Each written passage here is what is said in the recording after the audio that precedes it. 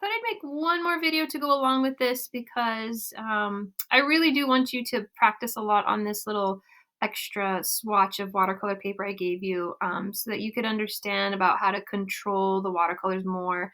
Something you'll notice while you're working it, the paper, even though we taped it down, it does buckle a little bit.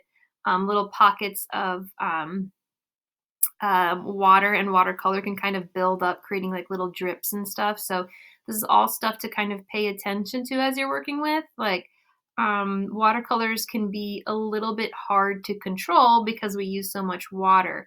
And it could be a really, really beautiful thing, and it could also be somewhat of a challenge. So really a lot of the control comes from like how wet or dry the paper is and how wet or dry the paint or the brushes are. So just keep those in mind, keep those things in mind. My page already dried up very quickly, and I've just been working with this for a few minutes. So I just want to show you some more about like controlling your paint and stuff. So I'm going to wet an area again, and I really enjoy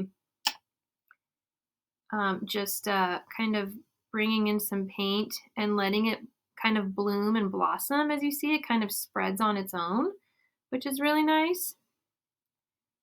And it's a very beautiful thing about working with the watercolors.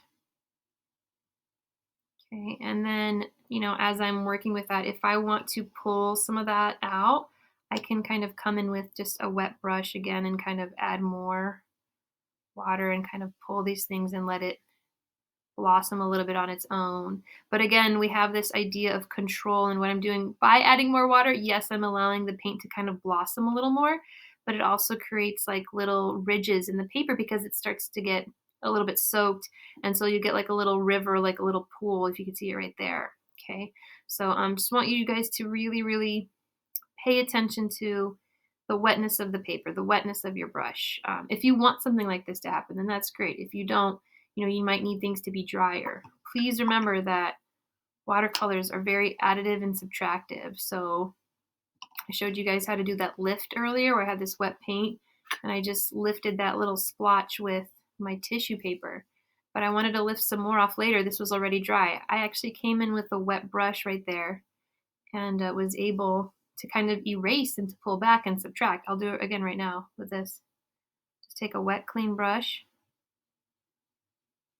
Okay, it's starting to pull away.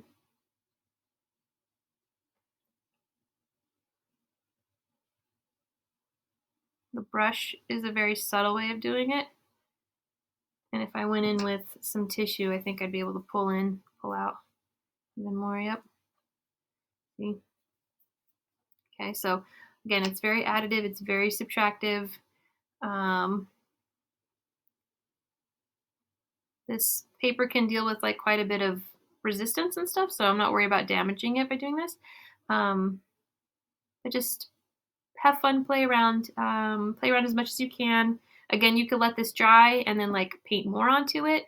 You could practice the translucency of like the different layers if you want to take another layer and kind of another paint and like layer it over something and see what kind of effect you get.